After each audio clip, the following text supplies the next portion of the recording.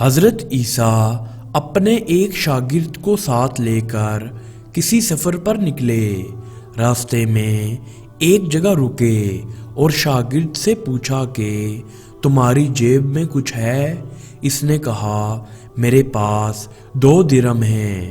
حضرت عیسیٰ نے اپنی جیب سے 1 درم نکال کر اسے دیا اور فرمایا یہ 3 درم ہو جائیں گے، قریب ہی آبادی ہے، تم وہاں سے 3 درموں کی روٹیاں لے آؤ۔ وہ گیا اور 3 روٹیاں لیں۔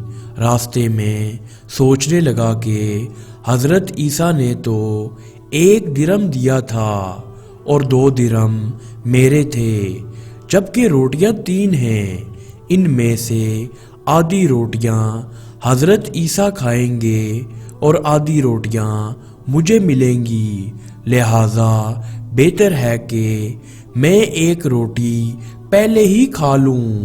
چنانچہ اس نے راستے میں 1 روٹی کھا لی اور 2 روٹیاں لے کر حضرت عیسیٰ کے پاس پہنچا۔ آپ نے 1 روٹی کھا لی اور اس سے پوچھا 3 درم کی کتنی روٹیاں ملی تھیں؟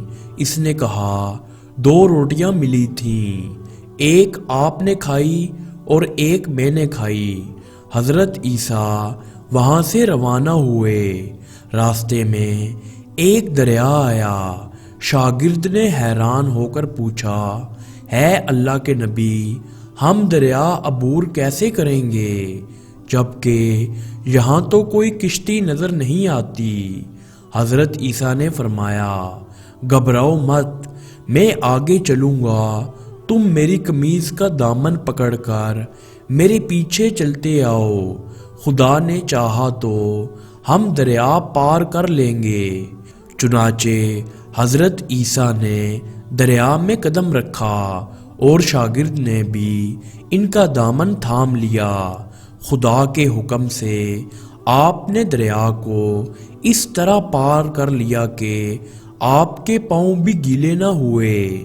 شاگرد نے یہ دیکھ کر کہا میری ہزاروں جانیں آپ پر قربان، آپ جیسا نبی تو پہلے معبوس ہی نہیں ہوا۔ آپ نے فرمایا یہ معجزہ دیکھ کر تمہارے ایمان میں کچھ اضافہ ہوا؟ اس نے کہا جی ہاں، میرا دل نور سے بھر گیا۔ پھر آپ نے فرمایا اگر تمہارا دل نورانی ہو چکا ہے تو بتاؤ روٹیاں کتنی تھیں؟ اس نے کہا روٹیاں بس 2 ہی تھیں۔ پھر آپ وہاں سے چلے۔ راستے میں ہرنوں کا ایک غول گزر رہا تھا۔ آپ نے ایک ہرن کو اشارہ کیا، وہ آپ کے پاس چلا آیا۔ آپ نے ذبح کر کے اس کا گوشت کھایا اور شاگرد کو بھی کھلایا۔ جب دونوں گوشت کھا چکے تو حضرت عیسیٰ نے اس کی کھال پر ٹھوکر مار کر کہا اللہ کے حکم سے زندہ ہو جا۔ ہرن زندہ ہو گیا اور چوکڑیاں برتا ہوا دوسرے ہرنوں سے جا ملا۔ شاگرد یہ معجزہ دیکھ کر حیران ہو گیا اور کہنے لگا اللہ کا شکر ہے جس نے مجھے آپ جیسا نبی اور معلم عنایت فرمایا ہے۔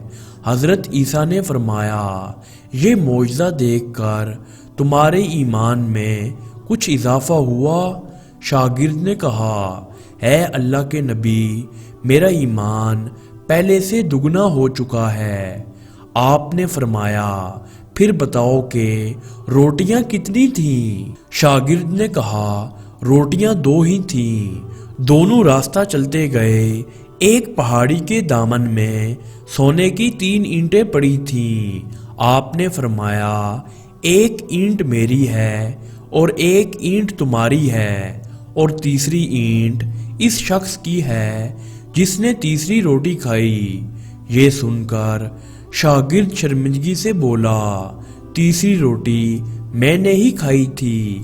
حضرت عیسیٰ نے اس لالچی شاگرد کو چھوڑ دیا اور فرمایا 3 اینٹیں تم لے جاؤ۔ یہ کہہ کر حضرت عیسیٰ وہاں سے روانہ ہو گئے اور لالچی شاگرد اینٹوں کے قریب بیٹھ کر سوچنے لگا کہ انہیں کیسے گھر لے جائے۔ اسی دوران 3 ڈاکو وہاں سے گزرے۔ انہوں نے دیکھا ایک شخص کے پاس سونے کی 3 اینٹیں ہیں۔ انہوں نے اسے قتل کر دیا اور آپس میں کہنے لگے کہ اینٹیں 3 ہیں اور ہم بھی 3 ہیں، لہذا ہر شخص کے حصے میں ایک اینٹ آتی ہے۔ اتفاق سے وہ بھوکے تھے۔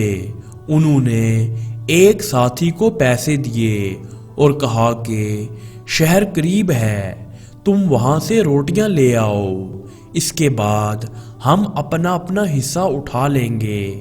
وہ شخص روٹیاں لینے گیا اور دل میں سوچنے لگا، اگر میں روٹیوں میں زہر ملا دوں تو دونوں ساتھ مر جائیں گے اور 3 اینٹیں میری ہو جائیں گی۔